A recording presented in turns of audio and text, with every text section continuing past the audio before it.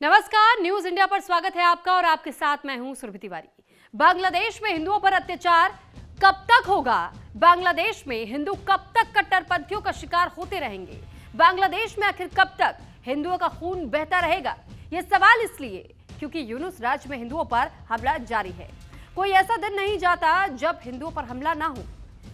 जब से ही यूनुस सत्ता में आए हैं तब से हम देख रहे हैं कि कैसे हिंदुओं पर हमलों की घटनाएं लगातार बढ़ती चली जा रही है। अब तक 2900 घटनाएं सामने आ चुकी हैं और पिछले 24 घंटे में हिंदुओं पर हमले की 2 और घटनाएं सामने आई। बांग्लादेश के फिरोजपुर में हिंदुओं के घर में आगजनी की गई।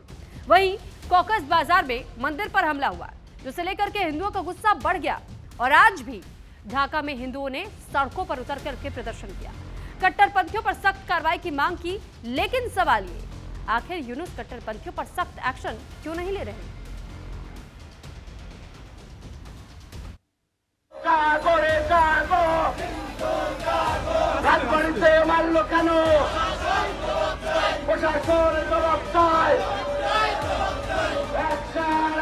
बांग्लादेशी हिंदुओं के आक्रोश, मोहम्मद यूनुस के खिलाफ नाराजगी और विरोध की बुलंद होती आवाज के बीच बांग्लादेश से हिंदुओं पर हमले की 2 और तस्वीरें सामने आई। पहली तस्वीर फिरोजपुर जिले के कांती साहा डुमरिया गांव की है, जहां 27 दिसंबर को कट्टरपंथियों ने कई हिंदुओं के घरों में आग लगा दी। वहीं दूसरी तस्वीर कॉक्स बाजार की है, जहां मंदिर में पिकनिक मनाने का विरोध करने पर कट्टरपंथियों ने हिंदुओं के घरों और मंदिरों में पथराव किया, लूटपाट की। बेलगाम कट्टरपंथी काफी देर तक उपद्रव करते रहे, लेकिन यूनुस की पुलिस मानो आंखें बंद कर चुपचाप देखती रही। कट्टरपंथियों की भीड़ पर कोई कार्रवाई नहीं हुई। बांग्लादेश में एक के बाद एक हिंदू पर हमले की घटनाओं से बांग्लादेशी अल्पसंख्यकों में दहशत फैल गई और बांग्लादेशी हिंदुओं की चिंता तब और बढ़ी जब बांग्लादेश के अल्पसंख्यकों के हितों के लिए काम करने वाले संगठन human rights Congress for Bangladesh minority की रिपोर्ट सामने आई, जिसमें दावा किया गया बांग्लादेश में हिंदू अल्पसंख्यकों के खिलाफ ईश निंदा यानी धर्म का अपमान करने के आरोप से जुड़े मामले में तेजी से बढ़ोतरी हुई है। जून से दिसंबर 2025 के बीच ऐसे कम से कम 71 मामले दर्ज किए गए हैं। हमले के लिए हर बार एक ही तरह का तरीका अपनाया जा रहा है। पहले सोशल मीडिया पर आरोप, फिर तुरंत गिरफ्तारी, उसके बाद भीड़ का इकट्ठा होना और हिंदू इलाकों पर हमला। अब ईश निंदा के आरोप डर फैलाने और अल्पसंख्यकों को दबाने का हथियार बनते जा रहे हैं। ये घटनाएं देश के 30 से ज्यादा जिलों में हुई हैं। बांग्लादेश में हिंदुओं के खिलाफ कट्टरपंथ का जहर घोला जा रहा है।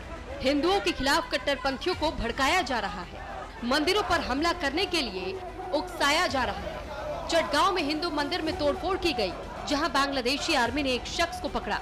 उससे पूछताछ की तो उसने कहा कि जिहादी के लिए उसने ऐसा किया। তুই মন্দিরে ঢুকে স্যার ঢুকছি, আমি কিছু নেই নাই আমি স্যার। তুই মন্দিরে ঢুকে কি করছস? ওখানে একটা ওখান থেকে মূর্তি থেকে একটা কাপড় নিয়ে ফুটছিলাম আর কি। মূর্তি দিয়া কাপড় নিয়া ফরছস? ফুটছি স্যার। তুই মূর্তি ফরছস নাকি আবার? ভাঙছস নাকি? না ভাঙি নাই, সত্যি আমরা ভাঙি নাই। এরপরে কি করছস? বট গাছতলা আগুন দিছে কে? আমি দিছিলাম, আর কিছু করি নাই। আগুন কি দিয়ে দিছো? ম্যাচ তোলে একটা 10 টাকা তোলে দিয়ে। আচ্ছা, তুই কোনো কিছু চুরি টুরি করছস না, আমি চুরি করি না স্যার। मोहम्मद यूनुस के राज में जिहादी कट्टरपंथी बेलगाम हो गए हैं, हिंदुओं पर हमला कर रहे हैं, मंदिरों में तोड़फोड़ कर रहे हैं। लेकिन कट्टरपंथियों की कठपुतली बन चुके मोहम्मद यूनुस सत्ता के मुंह में कोई ऐसा कदम नहीं उठा रहे जिससे बांग्लादेशी हिंदुओं की सुरक्षा हो। मोहम्मद यूनुस के राज में कट्टरपंथियों ने बांग्लादेश में कैसे आतंक फैलाया, इसकी पूरी रिपोर्ट बांग्लादेश हिंदू बौद्ध ईसाई एकता परिषद ने सामने रखी। बांग्लादेश हिंदू बौद्ध ईसाई एकता परिषद की रिपोर्ट में दावा किया गया है कि मोहम्मद यूनुस के सत्ता में आने के बाद बांग्लादेशी अल्पसंख्यकों पर 2442 हिंसा की घटनाएं हुई। 14 अगस्त से 20 अगस्त 2024 के बीच अल्पसंख्यकों पर हमलों की 2010 घटनाएं हुई हैं। एक हफ्ते के भीतर 32 हिंदुओं की हत्या हुई। एक हफ्ते में महिलाओं के खिलाफ दुष्कर्म और उत्पीड़न की 13 घटनाएं दर्ज की गई। साथ ही हिंदू मंदिरों पर 133 हमले किए गए। शेख हसीना के तख्ता पलट के बाद हिंदुओं के खिलाफ अत्याचार का जो सिलसिला शुरू हुआ वो अब तक भी जारी है। बांग्लादेश में आए दिन हिंदुओं पर हमला हो रहा है, उनके घर जलाए जा रहे हैं, लूटपाट हो रही है, लेकिन मोहम्मद यूनुस के कान पर जूं नहीं रेंग रही। हिंदुओं के खिलाफ हिंसा की हालिया घटनाओं पर नजर डाले तो 27 दिसंबर को फिरोजपुर में हिंदुओं के घर में आगजनी की गई। 22 दिसंबर को चटगांव जिले में हिंदू परिवार के घर में आगजनी की गई। 27 जुलाई को रंगपुर जिले के गंगाचारा उपजिला में हिंदू बहुल इलाके पर हमला किया गया। कट्टरपंथियों की भीड़ ने 15 से 20 हिंदू परिवारों के घरों में तोड़फोड़ की, लूटपाट की और आग लगा दी।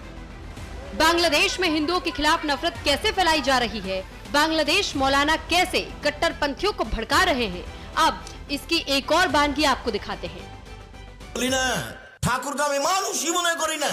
ঠাকুর তো একটা হিন্দু মানুষ, ও মুসলমানের শত্রু, ও জাতির শত্রু, ও বাঙালিদের শত্রু, ও ঢাকা বিশ্ববিদ্যালয়ের শত্রু, ও বাংলা ভাষার শত্রু।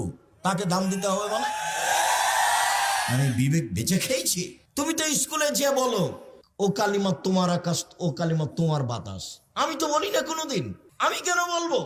ঠাকুর বাঙালিদের শত্রু, ঠাকুর মুসলমানের শত্রু, ঠাকুর ভারতের শত্রু, ঠাকুর জাতির শত্রু, ঠাকুর বাংলা ঢাকা বিশ্ববিদ্যালয়ের শত্রু। যেদিন ভারত বাংলাদেশ পাকিস্তানের মুসলমান ইংরেজের হাতে নির্যাতিত, সেদিন ঠাকুর লন্ডনে মুচ পাকায়। সেই ঠাকুরের গান আমার ছেলে মেয়ে বলে, তোমার ছেলে তোমার বাপের সন্তান, এটাকে একটু ভারীও মনে করলো না। बांग्लादेशी मौलाना खुलेआम रविंद्रनाथ टैगोर के खिलाफ नफरत फैला रहे हैं, हिंदुओं के खिलाफ भड़का रहे हैं, लेकिन मोहम्मद यूनुस खामोश है। न उन्हें ये भड़काऊ बातें सुनाई दे रही हैं, न ही हिंदुओं पर हमले की तस्वीरें दिखाई दे रही हैं। सवाल ये है, क्या मोहम्मद यूनुस कट्टरपंथियों के दबाव में है? क्या सत्ता के मोह में बांग्लादेशी कट्टरपंथियों पर एक्शन नहीं ले रहे हैं? Bureau report, news India.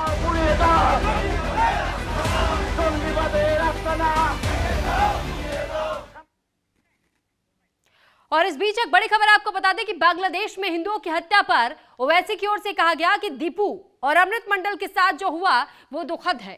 हिंदुओं पर हमले की कड़ी निंदा करते हैं। मोहम्मद यूनुस अल्पसंख्यकों की सुरक्षा करे, ये असदुद्दीन ओवैसी की ओर से कहा गया। बांग्लादेश में एक्टिव है भारत विरोधी ताकतें, तो असदुद्दीन ओवैसी भी अब ये मांग कर रहे हैं कि अल्पसंख्यकों की रक्षा की जानी चाहिए।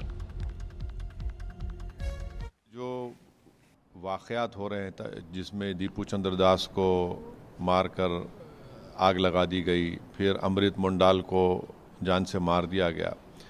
बांग्लादेश में 20 मिलियन नॉन मुस्लिम माइनॉरिटीज़ रहते हैं, तो ये बहुत ज़रूरी है कि बांग्लादेश के जनाब यूनुस साहब इन नॉन माइनॉरिटीज़ की हिफाजत करें। और बांग्लादेश में एक पॉपुलर रेवोल्यूशन आया है और बांग्लादेश की स्टेबिलिटी भारत की सिक्योरिटी के लिए बहुत ज़रूरी है, ख़ास तौर से नॉर्थ ईस्ट के लिए।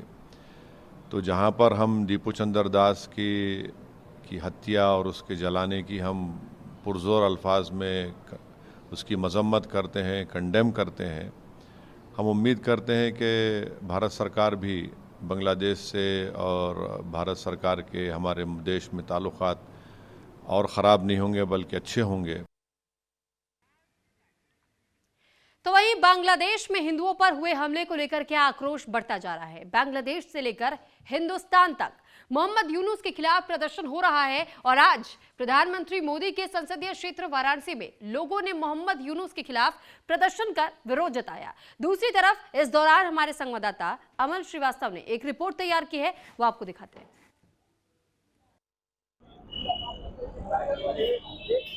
बांग्लादेश में जिस तरीके से 2 हिंदू युवकों की निर्मम हत्या कर दी गई, उसके बाद से आप देख रहे हैं कि प्रधानमंत्री नरेंद्र मोदी के संसदीय क्षेत्र वाराणसी में व्यापारी वर्ग इस समय सड़कों पे उतरा हुआ है। हम आपको दिखा रहे हैं तस्वीरों में किस तरीके से यहाँ व्यापारी लोग आज सड़कों पे उतर करके विरोध प्रदर्शन करने का काम कर रहे हैं। जी, क्या मांग है आप लोगों की? हम लोग का यही मांग है कि बांग्लादेश को तुरंत खत्म किया जाए। हिंदुओं पे अत्याचार जो हो रही है, बहन बिटिया के साथ बलात्कार हो रही है और हिंदुओं के साथ इतना उपरती हो रही है कि हिंदू इस समय बांग्लादेश से बहुत ज्यादा परेशान है। और भारत सरकार से आता निवेदन है कि इनका राशन पानी से लेकर हर तरह से इनका बंद किया जाए, ताकि इनकी औकात इनको समझ में आ जाए कि भारत क्या है। अब वो वाली भारत 1914 से पहले भारत नहीं है। आज भारत जो है योगी जी, मोदी जी, अमित शाह जी के नेतृत्व में भारत आज विश्व का नंबर 1 पार्टी है और हिंदू का सबसे बड़ा का कोई अगर है तो भारत है। जिस तरह से बांग्लादेश में हिंदुओं की अस्मिता पर कुठाराघात किया जा रहा है, इनको जिंदा जलाया जा रहा है, ये बिल्कुल बर्दाश्त करने लायक नहीं है। अगर हमारे देश में बांग्लादेशी रहते, अगर उनको निकाला जा रहा है तो उनको कठोरता से निकाला जाए और हमारे बांग्लादेश के हिंदुओं की रक्षा की जाए। जिस तरीके की घटना सामने आई है, क्या कहेंगे आप? क्या सेना को कुछ करना चाहिए? बांग्लादेश का विभाजन होना चाहिए? बांग्लादेश का विलय होना चाहिए? क्या चाहते हैं आप? बांग्लादेश का भी विलय होना चाहिए, विभाजन होना चाहिए। इसका जवाब हमारे प्रधानमंत्री गृह मंत्री अमित शाह को तुरंत एक्शन लेना चाहिए। जिस तरीके की घटना सामने आई है, 2 हिंदुओं की निर्मम हत्या की गई है बांग्लादेश में, पेड़ से बांध करके जलाने का काम किया गया है। पूरे देश में आक्रोश का माहौल है। क्या मांग करेंगे सरकार से? हम लोग सरकार से ये मांग करते हैं कि बांग्लादेश की सारी सुविधाएं बंद करे और सेना को कूच करे वहाँ पे, और आर पार करके इसका फैसला करे कि ताकि हिंदुओं पे अत्याचार बंद हो और किसी भी तरह का IPL का मैच 26 में बांग्लादेश का इंडिया में नहीं होना चाहिए। और जब कि सुनने में आया कि शाहरुख खान ने वहाँ के खिलाड़ियों को खरीदा है, इसके ऊपर भी विरोध होना चाहिए। वहाँ पे हिंदुओं पे अत्याचार हो रहा है और सारा हिंदुस्तान, यहाँ के सारे हिंदुस्तानी आक्रोश में है। हम अपने गृह मंत्री और अपने माननीय प्रधानमंत्री से ये अपेक्षा रखते हैं कि वो ऐसा कड़ा संदेश दे जिससे बांग्लादेश के जो आतंकवादी है, जो वहाँ पे नक्सली है, जो इस तरह की हरकत कर रहे हैं, वो तुरंत होश में आ जाए, अन्यथा उनको कड़े से कड़ा संदेश देना बहुत ही जरूरी है।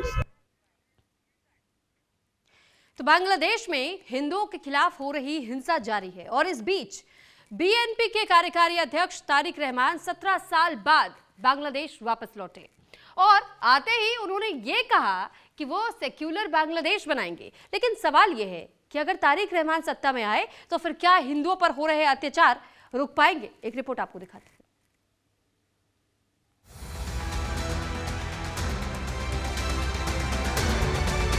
17 साल बाद बांग्लादेश नेशनलिस्ट पार्टी के कार्यकारी अध्यक्ष तारिक रहमान ने बांग्लादेश की धरती पर कदम रखा और ढाका की पहली ही रैली में ऐलान कर दिया कि सपनों का सेकुलर बांग्लादेश बनाएंगे, जहां हिंदू, मुस्लिम, बौद्ध, ईसाई सब सुरक्षित होंगे। ऐसा बांग्लादेश जहां सभी लोग अपना अधिकार पा सकेंगे, अपनी आवाज उठा सकेंगे। বাংলাদেশের মানুষ কথা বলার অধিকার ফিরে পেতে চায়, তারা তাদের গণতান্ত্রিক অধিকার ফিরে পেতে চায়। বাংলাদেশের মানুষ চায় তারা তাদের যোগ্যতা অনুযায়ী ন্যায্য অধিকার পাবে।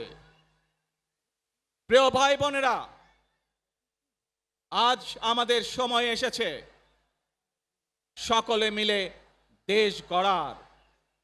এই দেশে যেমন পাহাড়ের মানুষ আছে, এই দেশে একইভাবে সমতলের মানুষ আছে। এই দেশে মুসলমান, বৌদ্ধ, খ্রিস্টান, হিন্দু সহ বিভিন্ন ধর্মের মানুষ বসবাস করে। আমরা চাই সকলে মিলে এমন একটি বাংলাদেশ গড়ে তুলব আমরা, যেই বাংলাদেশের স্বপ্ন একজন মা দেখেন। तारिक रहमान ने सभी धर्मों और आस्थाओं के लोगों को साथ लेकर चलने वाले समावेशी समाज की बात की, लेकिन सवाल खड़े हुए कि क्या तारिक रहमान कट्टरपंथियों पर नकेल कस पाएंगे? सत्ता में आए तो क्या हिंदुओं पर अत्याचार करने वाले कट्टरपंथियों पर कार्रवाई करेंगे? क्या बांग्लादेशी अल्पसंख्यकों के अधिकार की रक्षा करेंगे? सवाल इसलिए क्योंकि तारिक रहमान के बांग्लादेश वापसी से कुछ ही घंटे पहले ही एक और हिंदू युवक की पीट-पीट कर हत्या कर दी गई थी। इससे पहले चटगांव में 8 हिंदुओं के घर जलाए गए थे, हिंदुओं के साथ मारपीट की गई थी। लेकिन अपने पहले भाषण में तारिक रहमान ने हालिया हिंसा, आगजनी और हिंदुओं की हत्या की घटनाओं को सीधे तौर पर न ही उनकी निंदा की और न ही पीड़ितों के प्रति संवेदना जताई।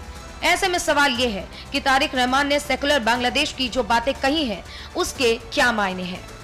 तारिक रहमान का जो वक्तव्य है, जो भाषण है, उसमें कई ऐसे अंश हैं जो कि जिनको कि चुनावों से जुड़ा हुआ देखा जाना चाहिए।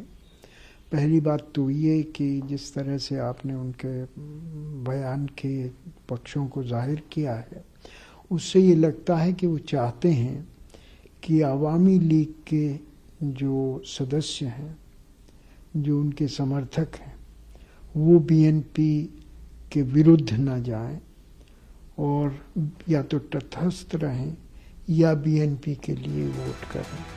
बांग्लादेश के अगले प्रधानमंत्री बनने के ख्वाब देख रहे तारिक रहमान हर कदम फूंक फूंक कर रख रहे हैं, लेकिन तारिक रहमान के अतीत के पन्नों को अगर पलटा जाए तो संभावनाएं कम ही लगती हैं कि बांग्लादेशी हिंदुओं की सुरक्षा के लिए कोई सख्त कदम उठाएं, क्योंकि 1992 में खालिदा जिया की सरकार के वक्त हिंदुओं पर 4000 से अधिक हमले हुए थे। कई हिंदू मंदिरों को आग लगा दी गई थी। कई हिंदू मोहल्ले को रातों रात खाली करवा दिया गया था। उस वक्त खालिदा जिया और उनके बेटे तारिक रहमान पर यह आरोप लगा था कि उन्होंने जानबूझकर हिंदुओं के खिलाफ इस नफरती हिंसा को रोका नहीं और जमाते इस्लामी जैसे संगठन को खुली छूट दी गई ताकि वो हिंदुओं को निशाना बना सके। खालिदा जिया की सरकार में साल 2001 से 2006 के बीच हिंदुओं के खिलाफ कई हिंसक घटनाएं भी हुई। तारिक रहमान पर यह आरोप लगता है कि उन्होंने उस दौर में हिंदू विरोधी कट्टरपंथियों को संरक्षण दिया, भारत विरोधी भावनाओं को काफी भड़काया। लेकिन तारिक ने हालिया साल में भारत विरोधी बयानबाजी से परहेज किया और संतुलित विदेश नीति की बात कही। हालांकि बीएनपी के भीतर मौजूद उनके भारत विरोधी रुख को पूरी तरीके से नजरअंदाज भी नहीं किया जा सकता। यही वजह है कि ढाका के हर हलचल पर भारत की पैनी नजर है। तारिक रहमान अगर सत्ता में आए तो भारत की क्या रणनीति होगी, इस पर सबकी निगाहें टिकी हैं। Bureau report, news India.